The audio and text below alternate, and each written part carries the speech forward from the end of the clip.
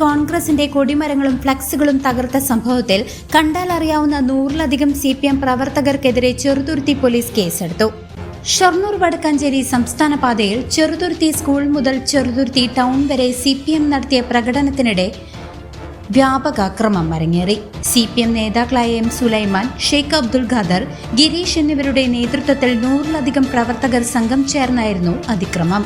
പ്രകടനത്തിൽ പങ്കെടുത്ത മൻസൂർ, ദീപു, വാഹിദ്, അബ്ദുൽ ലത്തീഫ്, അലി എന്നിവരടങ്ങുന്ന സംഘം ന്യായവിരോധമായി സംഘം ചേർന്ന് ലഹള സൃഷ്ടിക്കുകയായിരുന്നു.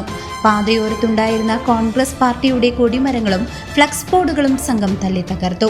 പൊതുജനങ്ങൾക്കിടയിൽ ഭീതി പരത്തുന്ന രീതിയിലായിരുന്നു അക്രമികളുടെ പെരുമാറ്റം. ചെറുതുരുത്തി ദേശം സ്വദേശിയായ അബ്ദുൾ സലീം നൽകിയ പരാതിയുടെ അടിസ്ഥാനത്തിലാണ് ചെറുതുരുത്തി പോലീസ് കേസെടുത്തത്. ഭാരതീയ ന്യായ സംഹിത അനുസരിച്ച് ലഹള ഉണ്ടാക്കൽ, പൊതുജന മധ്യത്തിൽ ഭീതി പരത്തൽ, നാശനഷ്ടങ്ങൾ വരുത്തൽ തുടങ്ങിയ വിവിധ വകുപ്പുകൾ പ്രകാരമാണ് CPM നേതാക്കൾക്കും പ്രവർത്തകർക്കുമെതിരെ പോലീസ് FIR രജിസ്റ്റർ ചെയ്തിരിക്കുന്നത്. News desk CCV.